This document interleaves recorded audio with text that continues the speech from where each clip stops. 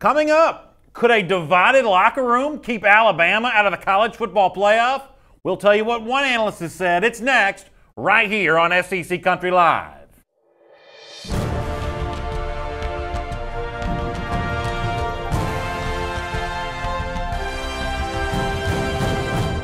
Hello, everyone, and welcome to SEC Country Live. My name is Brandon Adams. This is the former Alabama All-American Mike Johnson. We're glad you're here as we get ready to wrap up our week with a little SEC talk here on SEC Country Live and a lot of juicy stuff to get into. A lot of juicy stuff. We're going to get into this Rick Neuheisel comment. I can't wait to dig a little bit deeper on what you think about it. In fact, let's go ahead and do that right now. You know, it's our big news of the day. We call it our first and 10 here on SEC Country Live, and item number one on our list does involve Rick Neuheisel, the former Washington, Colorado, UCLA coach, now analyst. A little bit of a unorthodox figure. You know, kind of plays the guitar on CBS. You see that. Also, I guess, doing now a Sirius XM radio show. And on the show, he and the host, whose name I apologize for not knowing, they are talking about the chances Alabama makes the playoff. And what you're going to hear at the onset of this comment is that Alabama is one of the easiest teams to pick to be in the playoff of really any team in the modern playoff era. Unless this one thing happens, and this one thing is something that we have spent the better part of the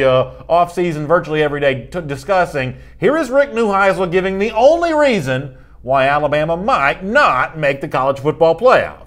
This, to me, is easy as it's ever been. The only thing that can't happen for Alabama, if I were sitting here going list of concerns, you can't have a divided locker room with the quarterback situation. That can't happen. Do you think they will, though, if Tua wins it, based on what he did to jumpstart the offense in the second half? Based on Jalen Hurts on camera during the second half of the national championship game, no. He was fantastic. But his dad has inserted himself in this deal. Well, it's a good thing Dad doesn't play on the team. So the question lies, will there be a rift? You'd have to say that Nick Saban's well aware of that.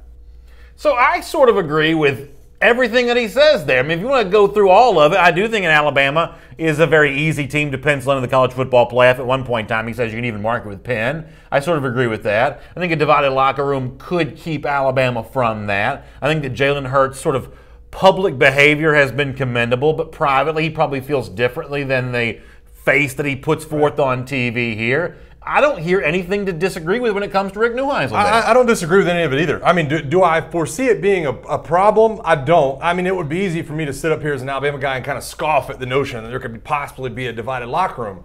But there is a scenario where that plays out, right? I mean, there's always the scenario. Tua goes in, maybe doesn't play that well against Louisville. Maybe, the Arkansas State, Jalen gets a ton of time there in week 2 and does some good things. Then all of a sudden you're at Ole Miss, you have Texas A&M coming up.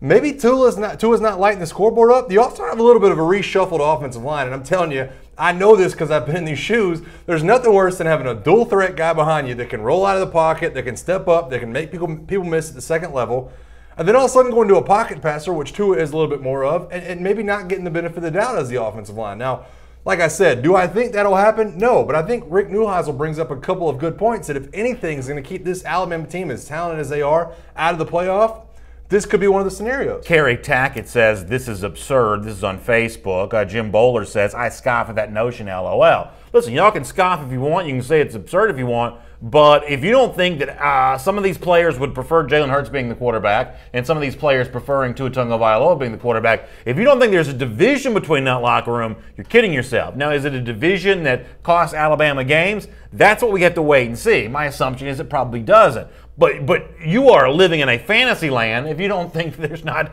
divided factions. This guy's been in locker rooms. Right. He'll tell you that there are going to be some allegiances to these two quarterbacks. Now, it may not be half on one side, half on the other, but there are some people in that Alabama locker room who still think Jalen Hurts ought to be the quarterback, even if all the evidence is to the contrary. Yeah, no, I think the best thing I can say is that winning cures all, doesn't it? Yeah, I mean, winning cures all. If Tua comes out and plays like you think Tua can, and the offense is hitting its stride, and Michael Locksley's doing things well, and the defense is playing well, and the secondary is playing well under Nick Saban, then no, I don't think there's a possibility for a rift. And Nick Saban has a great, and I'm gonna change the word, not great, an incredible track record of keeping this team on track. I mean, just think back to the White House thing like a month ago. It's so stop for 1 second. I'm going to let you finish your point. It is so funny you're bringing this up. I thought about exactly the same thing. This is a brilliant point you're about to make. Yeah, no, he is incredible at keeping these rifts at bay in this locker room. I would love to know what he says half the time. Now, I've been in the locker room. We didn't have any of these huge rifts, but it's incredible the way he keeps everybody on the same path and with the same vision in mind. So, and I'm not trying to throw Rick Neuheisel down the drains here. I mean, he says, I don't expect it to happen. I think when you look at Jalen Hurts in the second half, by no means can you look at that and say, boy, this could be a problem. I just think he's saying Alabama's that good that if you're going to try to pick apart what could possibly keep this team out of another playoff, they're 5th in a row, 5 out of 5, then this is the only scenario that you could possibly come up with. We don't talk politics on this show. We're never going to talk politics on this show. But what Mike's alluding to is when every professional sports team that wins a championship goes to visit the White House, it's controversy for every single one of them. It's who's going, who's not going, what people are saying publicly about it. But when Alabama went, you did not hear a peep. Saban is great at controlling these kinds of things. My assumption is he'll also control this with the quarterback. But there are people who would prefer, there are players in that locker room that would prefer Jalen Hurts to be the starting quarterback. And if Hurts were to at any point in time choose maybe from the Alabama perspective the wrong thing to say here, that does have the chance to divide the locker room. Or if for some reason that one half of football that everybody has seen from Tua Tagovailoa that's made him all of a sudden now the greatest quarterback in the sport, or at least one of the 2 or 3 greatest quarterbacks in the sport, if he doesn't live up to that early in the season, even if Alabama's winning games, because you said winning cures everything, I think in this case it's winning and a combination of the quarterback also playing well. Yeah. If something like that were to happen, there is going to be a bit of buyer's remorse because Tua is the starting quarterback, but do some of the players sort of backtrack on that decision if all of a sudden Tua is not living up to what it looked like at the end of the national championship game? And I think that most of the points that I've made so far are what could happen, right? You look at it and say, boy, this could happen or that could happen. What do I think will happen is completely different than that. I look at what Alabama has as a team next year. I think they lean heavily on the running backs until you get to November. I think that Tua is asked to do marginal things with his arm until you have to, and those games are going to come, and it'll be shocking when it does happen. But I fully expect that Tua hits the ground running. I fully expect that he gets 300 yards passing against Louisville. I fully expect that he gets 250 against Ole Miss and A&M down the schedule. And listen, this is something that Nick Saban, I think, managed well because we talked about this a ton last year, didn't we? Tua might be the better guy as the backup. Nick Saban started Jalen Hurts every single game last year. And I think that's why. What we're talking about right now, that's why Jalen started every game last year. He was able to say, listen, I understand that Tua might be a better passer, but Jalen is a leader in the locker room right now, so I'm going to give him every opportunity. My thought moving forward is that the Alabama team that saw Jalen Hurts last year might have grown a little bit tired of some of the offensive struggles. Blake Grimes on YouTube says, it's the first time I've caught the live show. Blake, thank you so much for watching. We really appreciate you being with us here today. Cliff Nelson says, how much does Tua get against LSU, Mike? LOL. He said 110 with 2 interceptions. I don't think so, Cliff. Alabama's offense has historically struggled against LSU. Now, while LSU hasn't won that game in a while, I'm quick to point out that LSU statistically has definitely kept pace with Alabama. Also on YouTube, Katie McCarty says Tua's going to throw a lot of interceptions. He's probably almost for sure going to throw more than Jalen Hurts. You and I have been around and around about interceptions. I'm going to take my opinion out of this for a moment because that's something we're never going to agree on. But if Tua does throw interceptions, we both said Alabama's going to be a huge favorite in every game, at least until the end of November. They could beat almost anybody they play with really Mac Jones at quarterback, who if Hurts stays is the number 3 option. What if Tua is throwing interceptions, something that Hurts famously did not do? Does that bring the potential of dividing this locker room? I don't know if it brings the potential of dividing the locker room so much as it does dividing the coaching staff, right? And honestly, I'll be the first one to tell you, while I think that the interception ratio and all those things is a big deal, I'll be shocked if Tua doesn't throw more interceptions than Jalen did last year. It was just, it's bound to happen because they're going to throw the ball a lot more than Jalen was asked to last year. And Tua has not had all those starts. He doesn't have that experience level that Jalen has. Can he keep calm in the pocket for the long run? I think my point is that he's not going to be asked to lead a 2-minute comeback, and so the interceptions might be minimal. Brandon Walker, who's running the official SEC Country account on Facebook today, says that BA, is guilty of dividing the locker room here at SEC Country. I am what you guys would call a little bit of a locker room lawyer. When I see disruptions and disagreements in the office, I do find myself kind of going over there and trying to play intermediary. I end up probably making things worse usually, though. That's probably true. A little bit of a judicial factor right there. That's probably true. But listen, that's what makes it fun to talk. Listen, it's mid-May. This is what's fun to talk about at this point. All right, let's do item number 2 here on our SEC Country Live First and 10 list. And this, to me, is completely bizarre. Yesterday here on SEC Country Live, we talked about what I thought was a happy ending. Roquan Smith, who had gotten some things stolen from him, items of sentimental value like the uniform that he wore, his helmet from Georgia. He was the 2017, of course, Butkus Award winner. Also, the tablet that had the Chicago Bears playbook. That was all taken from his car in Athens as he's getting ready to leave Athens and go up to Illinois for a rookie minicamp. And great job by local police to find the stuff. It's all been returned. And Roquan Smith went on social media to thank the fans for caring and the police for doing their investigation. We thought this was the happy ending. In fact, here's Roquan talking about it. Good morning. I would personally like to thank everyone for their kind words and prayers. As Athens Clarke County Police Department worked very hard to identify the individual responsible for this. It was definitely huge. I would also like to thank the many of you that spread the information over various social media outlets. Due to the prompt attention by the Athens Clarke County Police Department, I was able to recover most of my items as well as the individual being identified. Just like to thank you guys so much. Now, when I watched this video with y'all yesterday, I said, I don't know why he's so stone-faced about it. You'd think he'd be happy. He got all his gear back. Everything's great. He can put those in his trophy case in his, his basement. I guess maybe he was feeling a little bit embarrassed by it all. And one Chicago columnist thought he ought to feel embarrassed. Believe it or not, one of the guys up for the Chicago Tribune that's writing to Bears fans here says Roquan Smith was sort of to blame for all of this happening. In fact, let me show you what Steve Rosenblum, the columnist here at the Chicago Tribune, says. This is a brief portion of what was a heinous column. It's entirely possible that Smith did everything right and packed his car in preparation to drive from Athens to Lake Forest, that's in Illinois, this week for his first minicamp with the Bears after becoming their number 1 pick several weeks ago.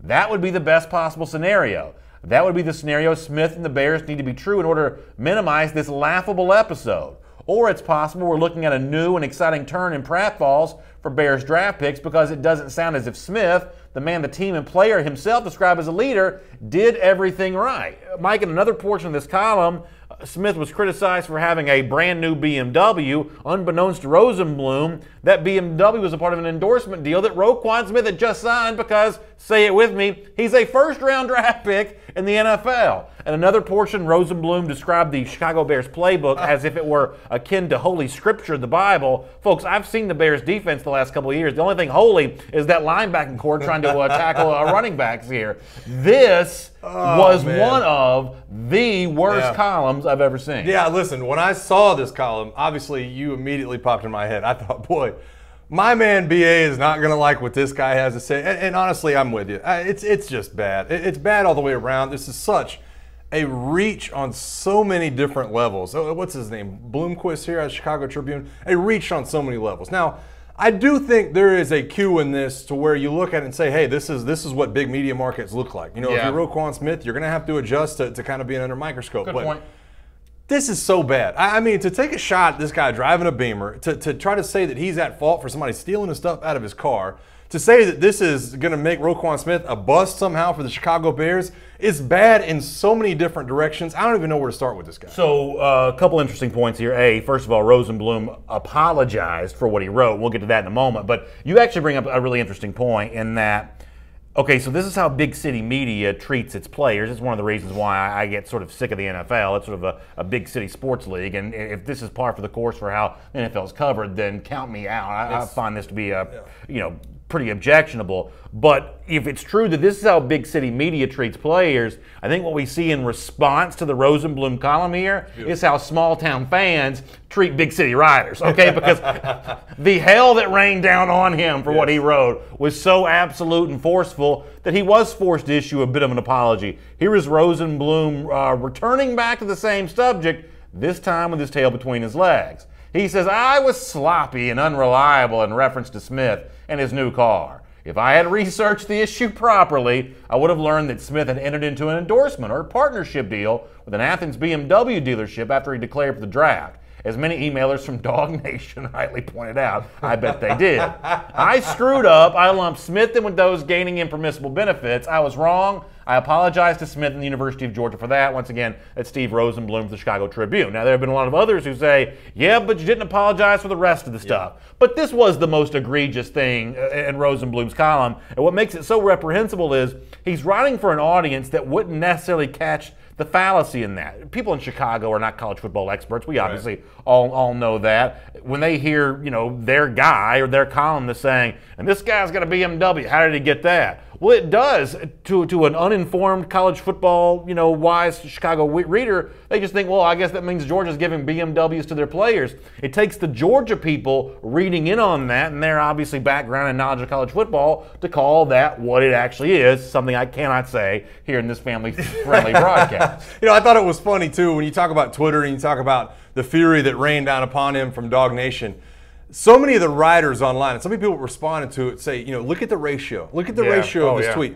It was like 340 responses and like 2 likes. I mean, that's as abysmal as it possibly comes. And just, that's kind of, we talk about hat science all the time on Saturday. Yeah. That's kind of Twitter science when you want to look at things and see how well something's being accepted. Well, I said it on Twitter this morning. It's almost like he's the human version of a Russian bot. I mean, like the anger and the vitriol that he generated right away. Yeah. When these things go viral, they go viral instantaneously. And Dog Nation was giving it to him hard. Way more comments than our retweets here. And really, this is a pretty cut and dry episode. This is an old, tired columnist writing an old, tired column. And frankly, there's just not a lot of room for this in modern media. It's tough, too, because you see how that's accepted in the South and the state of Georgia, really in the SEC, for anybody that knows or has heard of Roquan Smith. You think, oh, boy, how lucky are the Bears to get a player like this? Boy, they're so lucky to get a guy, the character of Roquan Smith, the ability of Roquan Smith up to Chicago, be a piece in the middle of that defense. And this guy wants to point to him as being a bust because he got his car robbed.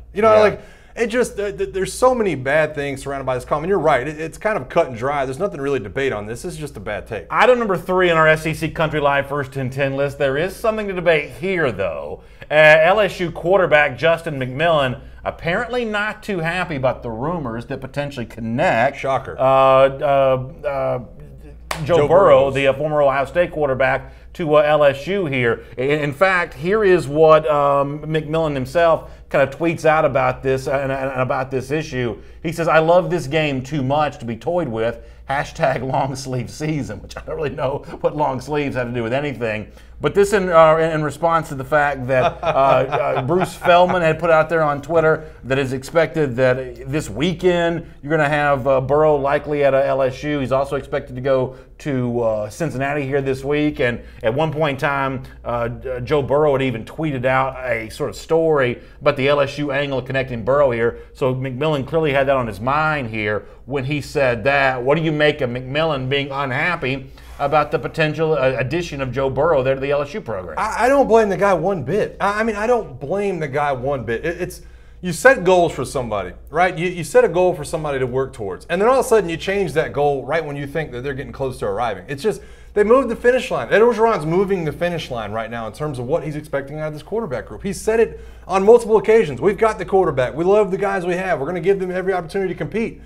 And now you're, quote-unquote, muddying the waters. Like I think that Dan Mullen is the guy that came out and said, you're muddying the waters at the quarterback position for a guy like Joe Burrow out of Ohio State that doesn't know your system, that's going to show up and have to learn that system within 2 months if he does come down to Baton Rouge. So I don't blame Justin McMillan one bit. I think that I don't know, how much quarterback he plays this year, but moving the finish line at this point for a group of 3 quarterbacks that have been battling their eyes out to try to get this starting quarterback job is not a good look for Ed Orgeron. Well, I talked to you yesterday about the fact that, for Orgeron, it really kind of makes me lose confidence in him because of his own evaluation where he's tried to express some confidence in quarterbacks. All of a sudden, the move towards Burrow is completely contradicting the confidence he's recently shown. So I think there's room to criticize Ed Orgeron here, but I can't be worried about Justin McMillan's feelings at all. And I hate to be callous about this. I don't have any kind of personal fault against McMillan, but what have you done to be mad about Joe Burrow? I mean, frankly, if you were in a lineup of other quarterbacks, I'm not sure anyone can distinguish him from any other quarterback in the SEC right now. The idea that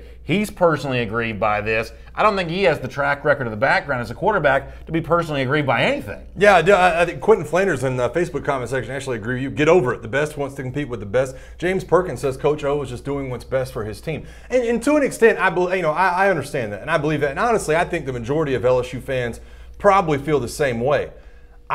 For a guy like myself that has gone in with everything I had to compete for a starting job or knock out an incumbent starter or go after a position on the field and make sure I get playing time. You do everything you can during the spring. You scratch and claw. You watch extra film. And then you're telling me the finish line moves. And I understand what LSU fans are saying. I understand, listen, the best is going to be the best. We need a good quarterback in here if we're going to win games. But I don't know that Joe Burrow's evidently plugs right in and it's that easy. I think that right now you're dealing with a situation where it is muddied waters, and I do feel like it's a bad look for Orgeron. We're going to hear from Ed Orgeron on Justin McMillan in just a moment based on what he said about him at the end of spring practice. Let me get a few more comments before we do that, though. Cliff Nelson says he's already, this is on YouTube, he's already competing with 2 other quarterbacks. Now you add a transfer after Orgeron said we have our quarterback on the team. I agree with Cliff on this. It is physically impossible to evaluate 4 quarterbacks. You just can't do it. Not in a brief window of time to get ready to go play a week 1 game against Miami. If you want your best quarterback playing against Miami, you can't give 4 quarterbacks equal reps and evaluate 4 quarterbacks equally. So Orgeron either doesn't know what he's talking about or knew he was lying when he praised these 3 guys back during the spring. And for the most part, he praised them all fairly equally. And I'll go a step further with you. For anybody that's been involved in a situation like this, you know what happens when Joe Burrow shows up? He's in that quarterback meeting room, and he's on the field, and he's not getting a rep. And guess what? He's got a question about part of the offense. Guess who he's walking up to? Little El Narcisse. Justin. Hey, man, what was that read right there? That out route. How did you hit that guy on that little hitch right there? What were you seeing right there in that secondary? It's not good. It'd be like Ben Roethlisberger, what he said about the kid from Oklahoma State, was going to toss him the playbook. Yeah, Mason Rudolph, like, why did they draft the backup? That doesn't make us any better. Blake Grimes says college football is a business. He can be upset all he wants, but it is just a business. I kind of agree with Blake on this, too. And Orgeron's worried about getting fired. He ain't worried about Justin McMillan's feelings right now. And Tyler Mann says that perfectly. There's obviously a reason Orgeron is looking at Joe Burrow. He must not be seeing what he hoped he would see out of the 3 current quarterbacks. And I do agree with that. And listen, I know that LSU fans are tired of not having a quarterback. You just are. You know, it seems like the last couple of good quarterbacks you have been transfers anyways. You're ready for a homegrown quarterback. But this goes back to what we talked about the day Orgeron said it, when he said our quarterback of the future is sitting in that room right there. It wasn't just us listening to it. It wasn't just LSU fans. It was the quarterbacks who were sitting in that room. And as a former player, I'm just telling you, that's a punch to the gut. Morgan Recton on YouTube also mentions the Florida angle on this. We're actually going to deal with that sort of specifically as a separate topic coming up here in just a few minutes. Before that, though, you know, Ed Orgeron, the LSU coach, did speak at the end of spring practice about the quarterback who seems bothered now, Justin McMillan. And coming off the spring game, McMillan actually probably played pretty well there. May have played the best of the 3. Here is what Orgeron said about McMillan at the end of the spring.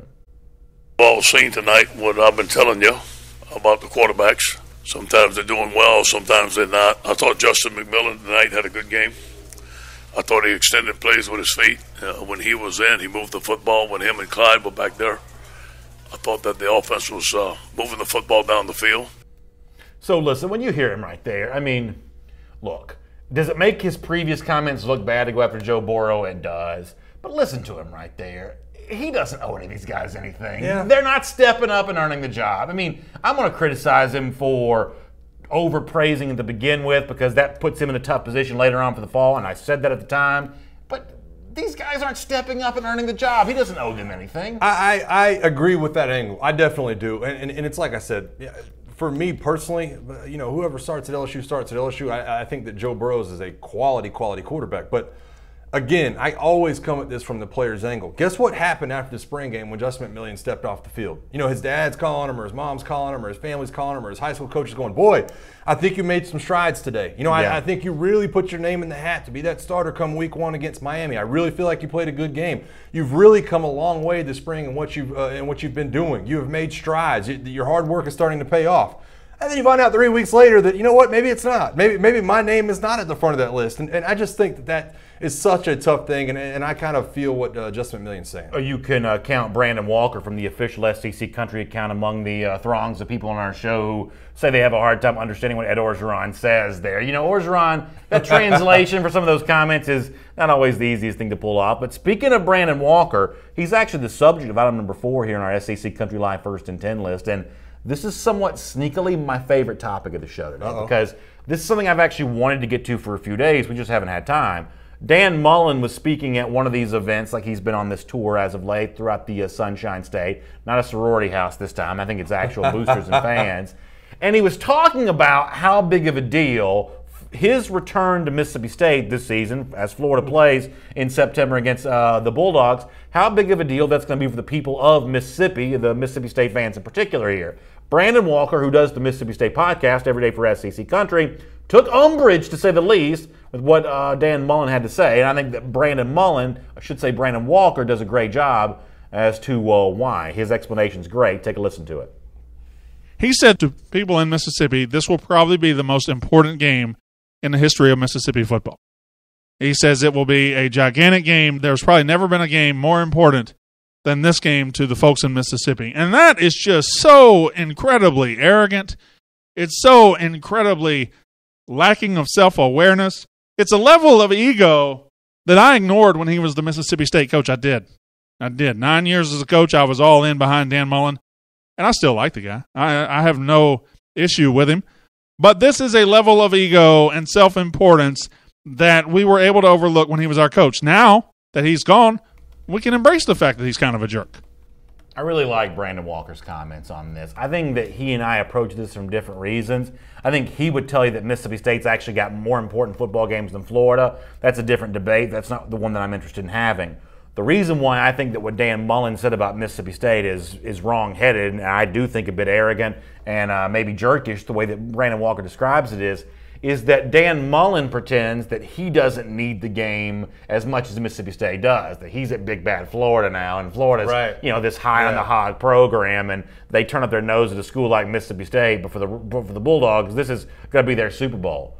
Folks, believe me when I tell you, Dan Mullen needs this game every bit as bad as Mississippi State does. Every bit. Mike, you know this. Mississippi State shows up in about every single one of these preseason top 25s for the upcoming season. Florida shows up in some. Most of them it doesn't. Do you know how embarrassing it's going to be for Dan Mullen if he leaves Mississippi State to go take what most people think of as a better job at Florida? And Mississippi State's like a 10-win top 25 team without him, and Dan Mullen's scraping together 6 or 7 wins at Florida? That's embarrassing for Dan Mullen there, and I do think he's letting his ego and lack of self-awareness show when he pretends like that head-to-head matchup, which could be the big swing game for both those teams, when he acts like it's bigger for the Bulldogs than it is for the Gators. That is either arrogant or just trying to be too cute. Yeah, I agree with Brandon Walker on most of it. Now, I do. I think it's incredibly arrogant for Dan Mullen to come out and talk like that, and I think that it's misguided, it's misdirected. And I got news for Dan Mullen. That is not going to be an easy game by any stretch of the imagination. That's a game he needs to win. It's not going to be an easy game. Mississippi State proved last year that is an incredibly hard place to come in and play. Ask Alabama, ask LSU, ask a number of other teams that had to travel to Starkville. I guess where I kind of split ways with the way that Brandon Walker is thinking right here is that I do think this is the game that's circled on the calendar. I think anytime you have a group of men in the locker room that Dan Mullen has recruited and said, boy, come be a part of special things here at Mississippi State. There's special things going on. We're going to do big things. And then all of a sudden you take another job and you try to go somewhere where you think is more special than Mississippi State, that game is scheduled on that calendar. So whether or not the fan base wants to think of it that way, I guarantee you that team feels like it's a big. All right, a lot of good comments coming in here. Rick Keene says, I can't wait for that game. The environment is going to be amazing. It probably will be a really good environment. As you said, Starkville can be a fun place to watch games if you don't have a rooting interest, and a tough place to play if it's your team. Neil Lammer says, can't take a joke, can you, BA? Any chance to rail the Gators? And obviously this does come from Dan Mullen, one of those spring speaking tour environments. There is a jokish element to this, but as has been said before, all jokes have some element of truth to them. I believe that Dan Mullen at least partially believes this, otherwise he wouldn't say it. I think he knows this to be true because, listen, it's like I'm saying, he's been in those living rooms in Mississippi. I mean, he's sold these players on coming to Mississippi State. So if you are Dan Mullen and you don't think it's going to be a big deal, I almost think it's a slap in the face if you don't think it's going to be a big deal. But there is a little bit of arrogance that says, well, I'm at Florida now, headed back to Mississippi. That's a big game for them. I don't like the way you approach that, even if it is a joke. D. Curtis says it's a non-conference game. It's just for bragging rights. I think he means it's a non-divisional game. And I don't know which of these two teams D roots for here, but I will say from the Florida perspective, this is where Jim McElwain, and Florida fans, believe it or not, are going to agree with me on this, even though a lot of them don't like me all the time.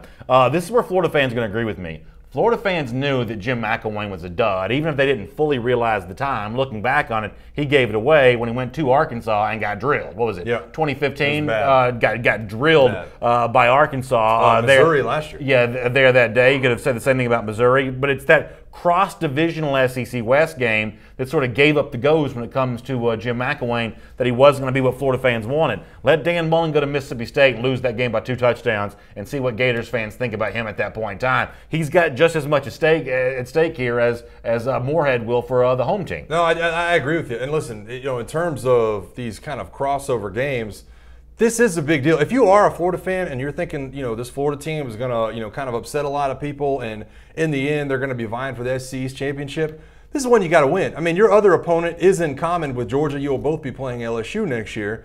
Georgia's other crossover division game is Auburn. So all of a sudden, if you're both playing LSU and then Georgia's playing Auburn, you've got to win the Mississippi State game. If you have eyes on winning the SEC East, you've got to be able to go deal with your business on the road. And I think that really we're going to learn a lot about Dan Mullen's program right there when he does face Mississippi State in Starkville. All right, David Terry says, you guys are idiots. This is a much bigger game for Mississippi State. Florida fans know this is not going to be a miracle turnaround season.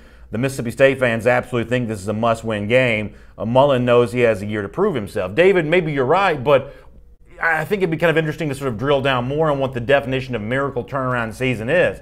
Are Florida fans going to be happy if it's just a 6 or 7 win season? No. Do they need 8? Well, if you need 8 or 9 to be happy, you got to start wondering where some of those extra wins are coming from. I mean, maybe you've crunched the numbers in the Florida schedule differently than I have, but this Mississippi State game for Florida feels like one of those swing games of, do you get enough wins to satisfy your fans in the first year? No, I agree with you. And I've said all along, I feel like Florida is probably an 8-win football team. If you're going to get, to where you really feel like it's a special season, this is the game you got to win. But on the flip side, even though he did call us idiots, I will agree with him to an extent.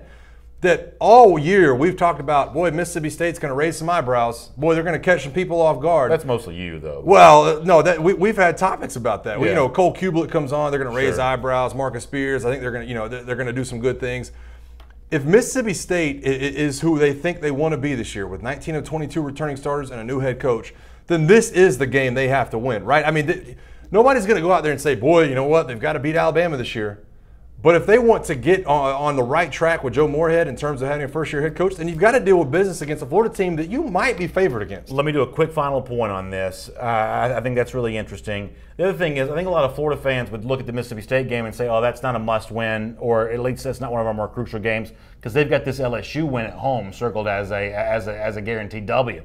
Y'all know I'm not super high on LSU, and going on the road's obviously tough. That LSU defense is going to be tough for Florida to score points on. So if you feel like you need to get one of your SEC West games so you can get that win total you want to get, don't act like the LSU home game's a walk in the park for Florida. Listen, we talk about LSU a ton. We talk about what the struggles could be. But the bottom line is this. When LSU's down, they're not as down as far as other programs. LSU being down is not a 4-win football team. LSU being down is last year winning 9 games. I mean, that's just the nature of the beast. So please don't ever schedule that LSU game with all the talent they have on that defense and on that offense and think it'll be a cakewalk. Trey Duke says, BA, why don't you read comments of them calling y'all names? Kick them off the show. Man, I don't care. I don't care who calls me an idiot. Oh, yeah, but Trey, you call us names all the time, man. Like, I will say what Trey does do. The person that just commented on this, half the time he gets on us for being too emotional. I know, he sure does. Well, you guys are soft. Does it bother you that somebody calls you an idiot? No, absolutely I can care less. I went off on the tangent the other day about somebody calling me, what do they call me, a homer? Not a homer. Somebody was saying that about talking about South Carolina. It was Jamie Blanton that was saying something about I'm a hater. I'm not a hater. I'm just telling you what I see, and if you guys value that, then fine. Here's the honest truth. I don't like it when y'all call each other idiots. You can call me an idiot all day long. I don't like when you guys argue. Listen, I sleep fine. Yeah. I don't like when you call each other idiots, but you can call me an idiot any day of the week that you want to. I got pretty thick skin about stuff like that. I've been around the block a few times now. Yeah, I love when we had a commenter the other day that doesn't watch the show very often. I can't remember his name, but he's like, you guys don't know anything about football. Like, what are you talking about? You've never been in those shoes. And I'm sitting there going, have you watched the show before? Have you, yes, I have. Please give me at least that. For those of you that are new, we had someone mentioned before they were watching the first time, we have very different resumes when it comes to this kind of stuff.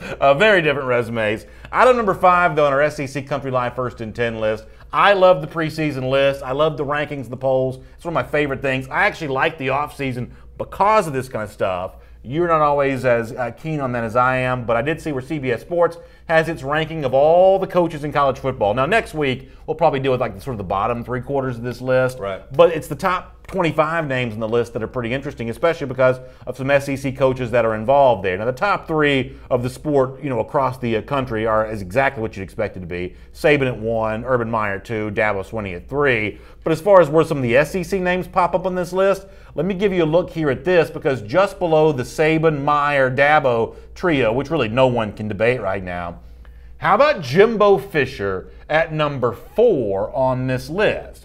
This is interesting for a couple of reasons. From a general college football standpoint, it didn't finish great for him at Florida State. They seem to be kind of disregarding that by putting him this high.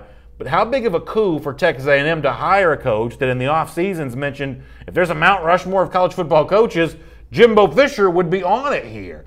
Is he the 4th best coach in college football, and how big of a hire is that for Texas A&M if he is? Well, I'll tell you how big of a hire it is. It's $10 million a season big. You know what I mean? Like that's what we're dealing with here in terms of what we have in Jimbo Fisher. And I had a problem when we ranked the quarterbacks earlier in the week. Why is Tua ranked second? Like, show me what he's done. Show me what the background is there. And I'm an Alabama guy, and I had a problem with that.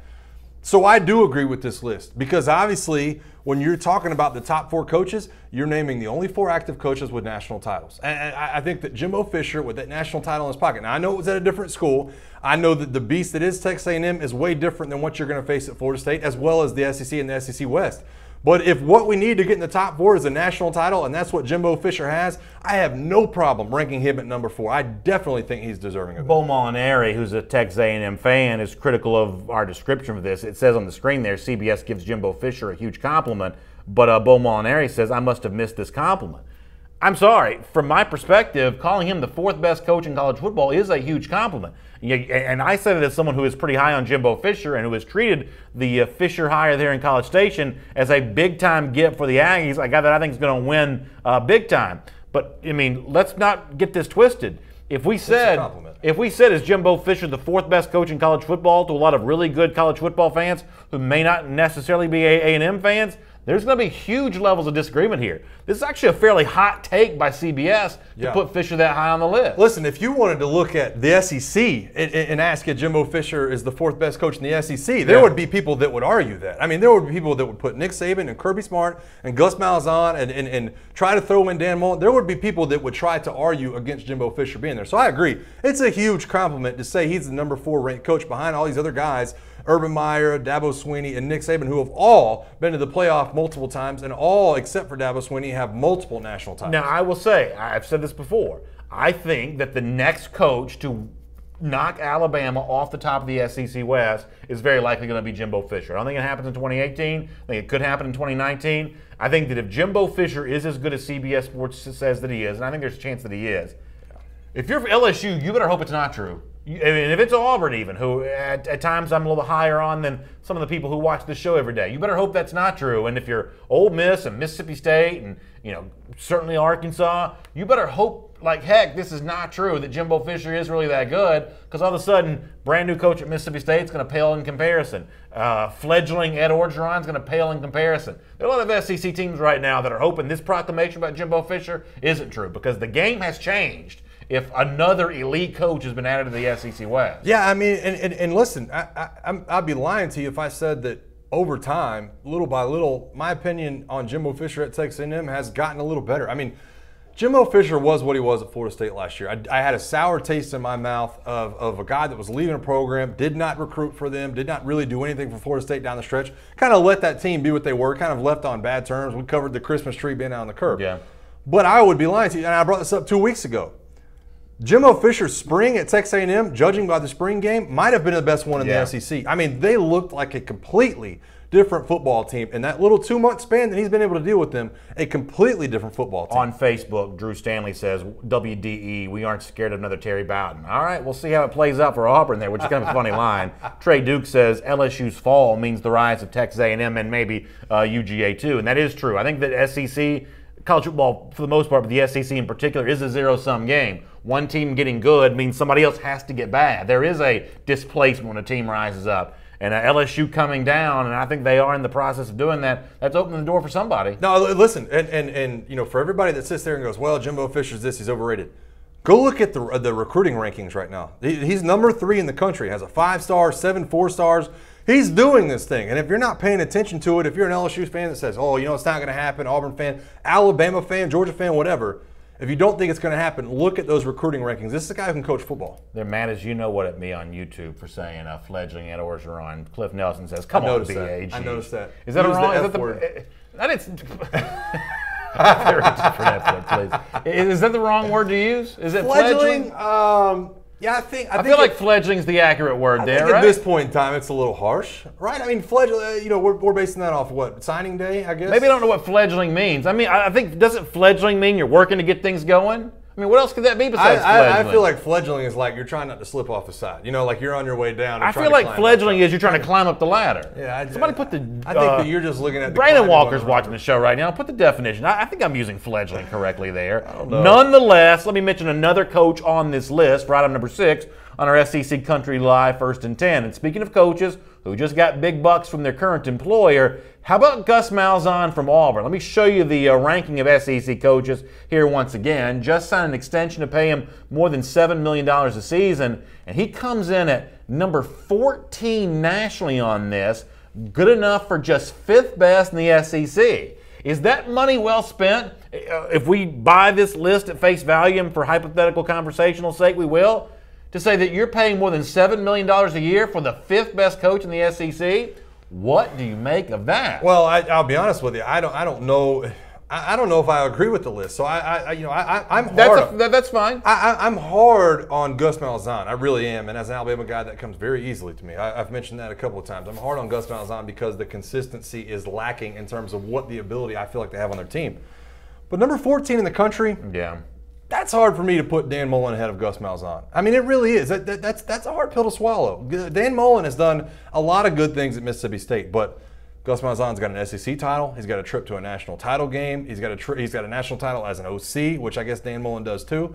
He's done a lot of great things and putting himself in a lot of great situations that Dan Mullen just hasn't reached yet. Not to say he won't, but if we're looking forward to what the future is going to be or what the past is, I'm putting Gus Malzahn ahead of Dan Mullen, and I'm saying right now the 7.5 is okay. Yeah, Mullen does come in one spot ahead of Mouse. Cliff Nelson says he's getting on you about your fledgling comment. He says after 1.5 seasons as a coach, BA, give him 4 years of getting his own players. Cliff, Ed Orgeron doesn't get this thing turned around recruiting-wise. You and I both know this guy ain't getting to 4 years, right? I mean, well, here's the other thing, Cliff. You're not going to want to give him 4 years. That's what I'm saying. That's my point. It's like Cliff, I feel like, would be on the bandwagon of if you close 15th or 20th in recruiting this year and you lose another couple of games badly the way you did last year, I think Cliff and Shannon and all those guys will be lined up being the first one to say these guys got to go. Yeah, this is exactly the reason why I'm glad we saved these tapes. The internet's forever. I want to play the clip back of Cliff Nelson saying you got to give him 4 years. Come December, I don't think 4 years is the watermark here. I think that there has to be a top 10 recruiting class this year, and there has to be, a 9 or 10 win season, or we're not looking in the right direction here. Teresa Lowry says we're not showing the YouTube crowd enough love here today. I'm over here, guys. I'm reading. Let me read a few more of these. We've actually gotten some good ones on the Gus Malzahn topic. Tyler Mann says Gus ain't worth diddly squat. Teresa Lowry says it's a worthless list overall. Birdman Blues 34 says that CBS list is trash, and both of you know it. Glad you say that you don't agree with the list, and I let Mike have his piece. I actually don't agree with the list completely either, and this is one of those deals where I sort of feel strongly about something that's probably not all that important, but these national media types are biased, and biased in sort of a weird way. They like these coaches from these remote outposts, like Peterson at Washington or Gary Patterson at TCU, because there's a certain brand of SEC football that's just to them boring. The program that collects the best players is going to win almost every single one of the games. It's a huge emphasis on recruiting, and there's a huge emphasis on defense. These best of college football coaches lists from the national perspective always include these coaches who play these 52-49 games because to the national media, those are just more interesting games. So Malzahn at 14 I think is ludicrous. I'd rank him ahead of Dan Mullen right now. He's just had more success as a coach, I believe. But I would also put him ahead of the Chris Petersons and the Gary Pattersons and the other names that you might mention here, because there's this bias in favor of this Big 12 West Coast style football because to the national media that just seems more interesting. No, I agree with you that there is that love, but I think Birdman Blues brings up a good point on YouTube. you're absolutely right about the bias, but the controversial list gets clicked too. And if you can make an argument that you think is slightly controversial, then people like you and I are going to sit here and talk about it. You can tear it apart in every which direction. This is their ranking. All right. So fledgling, according to Brandon Walker, who's running the official SEC account on Facebook today, the definition is a person or organization that is immature or underdeveloped. I mean, come on. That even sounds worse than I thought it would. Come on. To be honest with you, immature. Is this an underdeveloped LSU program?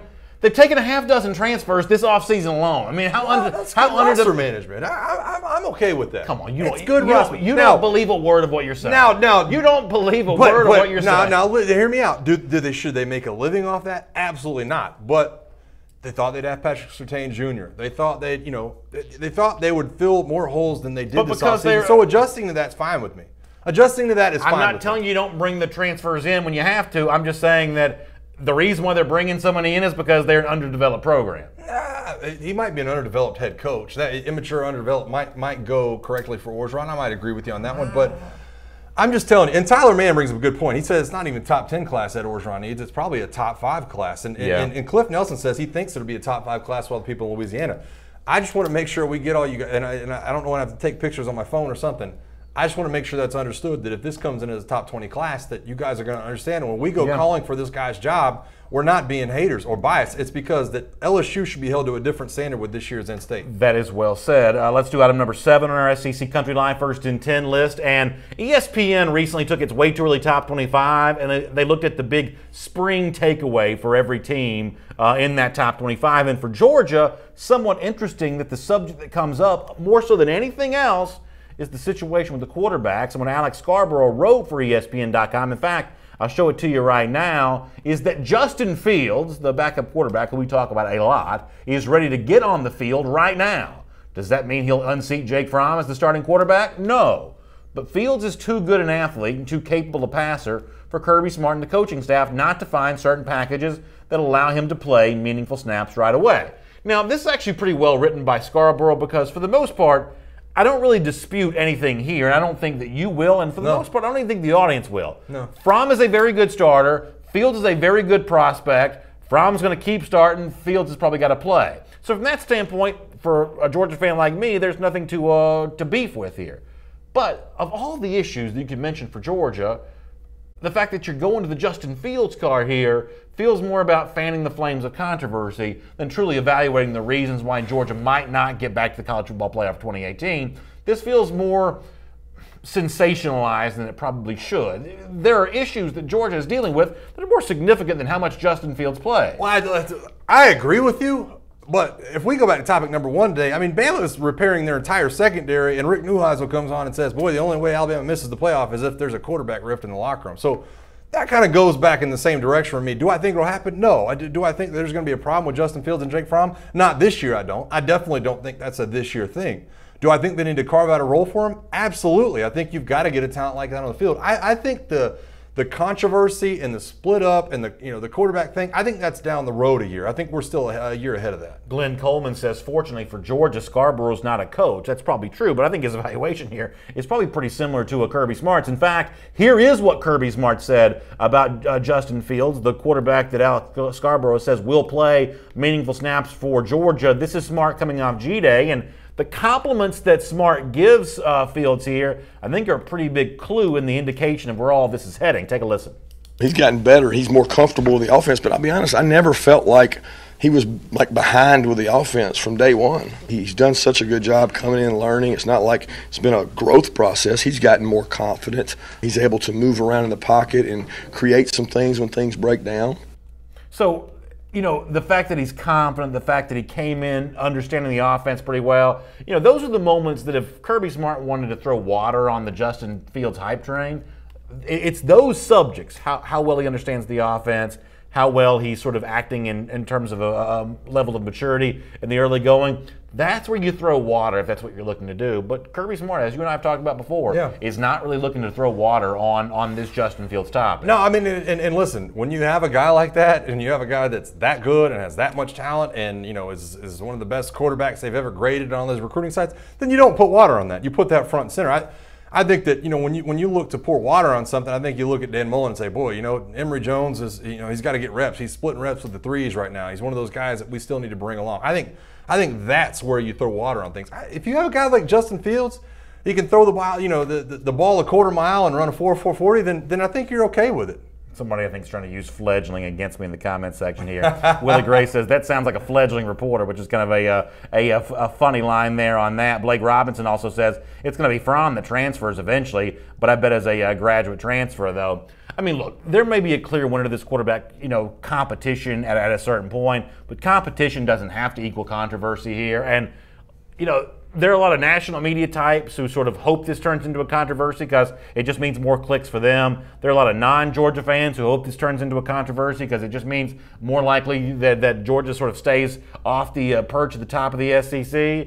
But just because you want it to happen doesn't mean it will. Yeah, and just because it's not easy to see the outcome doesn't mean the outcome won't be positive. I don't want to get off topic, but I think we've got an LSU Bama bet. I've got some going with some of the LSU fans in the YouTube comment section. They're asking me what it's going to take for me to wear an LSU shirt on air. Man, you can't do that. You can't do that. I'm telling you right now, I'll be willing to make this bet. If all you guys will change your profile pics for that week after Bama wins to Nick Saban. I'm telling you right now, you cannot do this. I will wear an LSU hat on this show.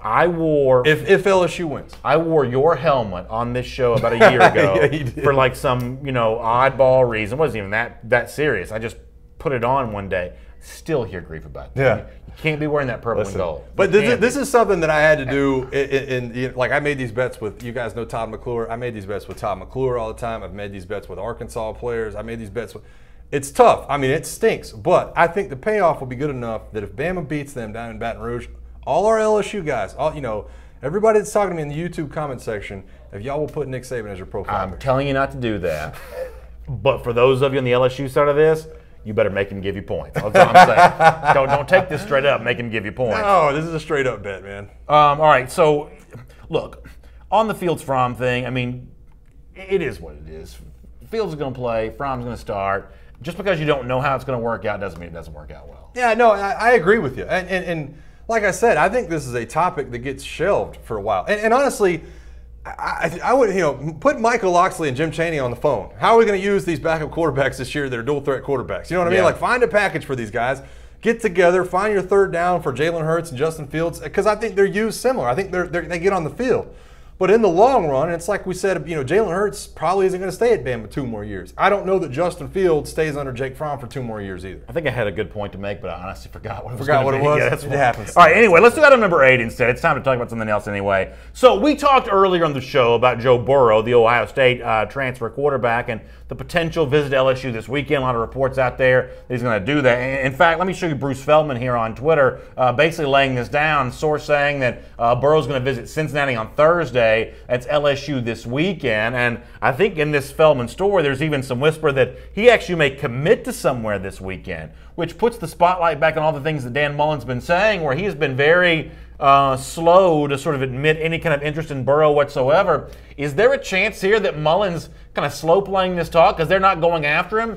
Because it would seem like a school like Florida wants to get in on those early visits. The word here is you want to go first or go last anytime you got a series of visits taking place. But for a kid who may commit during the weekend, you kind of want to go first. Yeah. Does Mullen know something that nobody else knows? Or are they truly not interested here? I think that Dan Mullen, if I had to guess, now I think that you've seen Ed Orgeron kind of do this in a way that does ruffle his quarterback's feathers.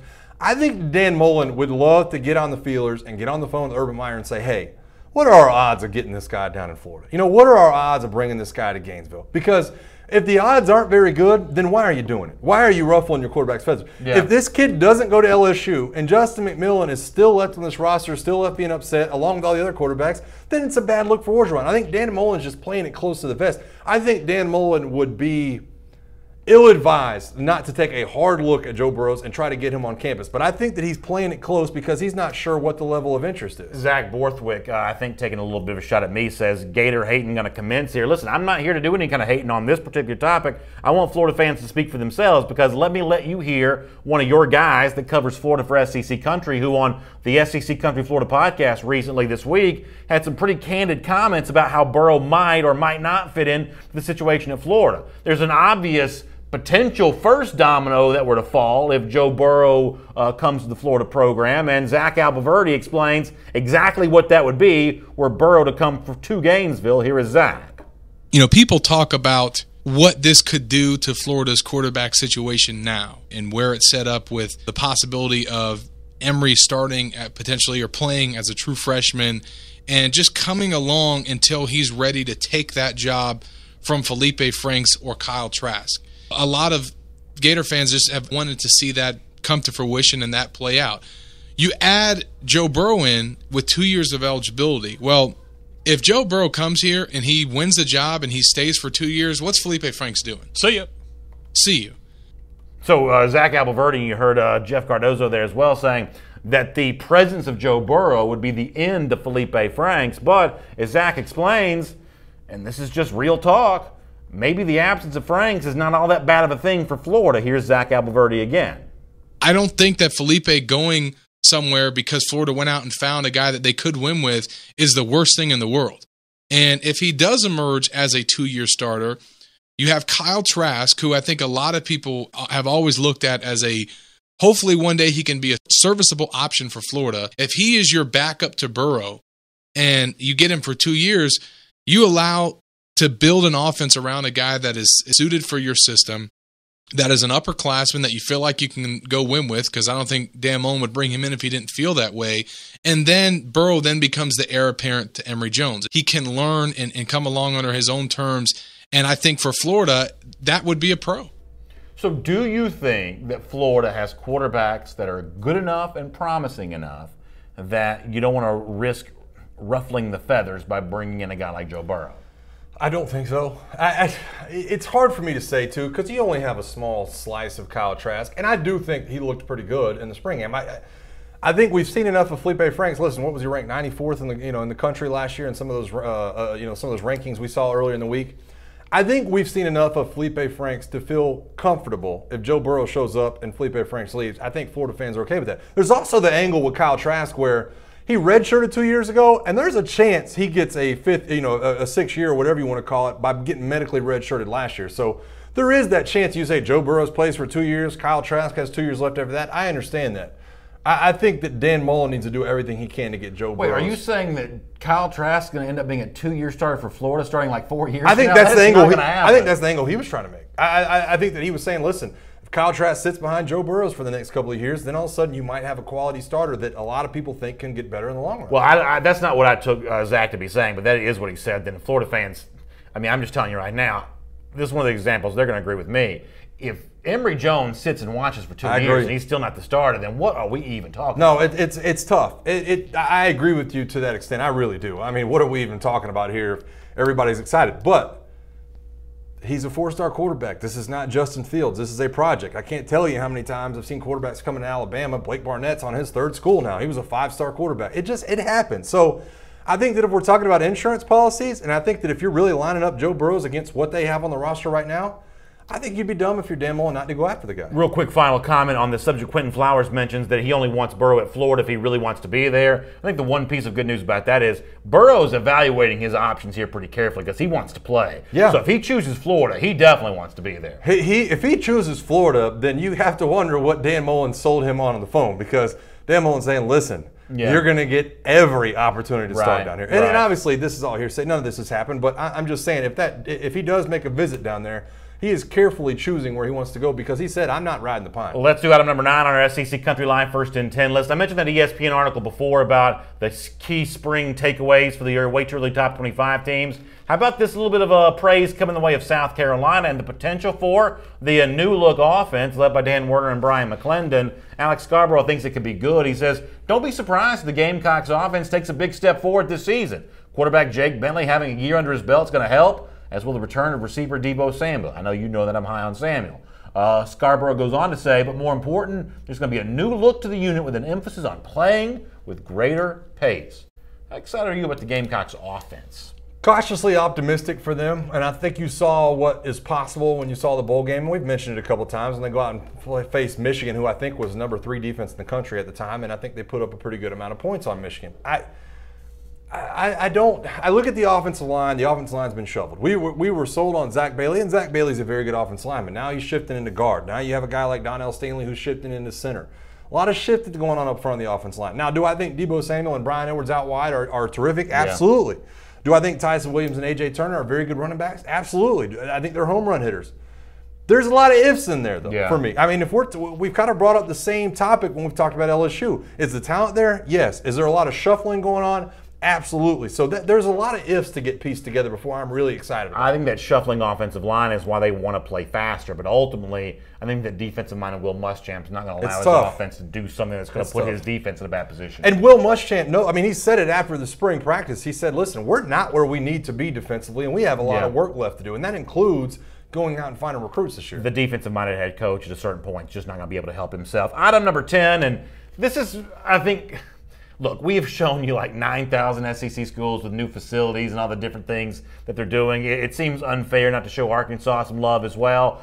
Making some changes to the football facility there in Fayetteville. Take a look at this. This is what it's going to look like for Arkansas here. Good-looking indoor facility there. Nice-looking stuff. Kind of walking right out to the outdoor facility there. So you got some nice new things being done at Arkansas. You come over here to the Jerry Jones Family Center. We've kind of shown you some of that kind of stuff. Looking good there in Fayetteville. I love this little patio deck here. Too, the rendition of what that's going to be like there at Reynolds Razorback Stadium. Kind of nice, right? It's very nice. Very nice. And you can obviously see here, the locker room right here, and you see some of the other things going on.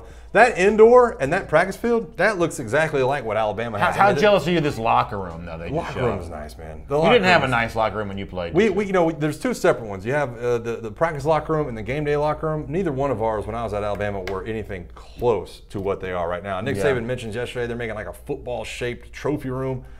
Those guys, man, they don't know how good they got it. I'm just telling you, man. I know what you mean. They got like, Ferrari chairs in the meeting room and stuff, man. Good Lord. Yeah, I know. I know what you mean. So good job there in Fayetteville. Nice looking new facilities there. And with that, I'll say we always look to close the show the same way every day.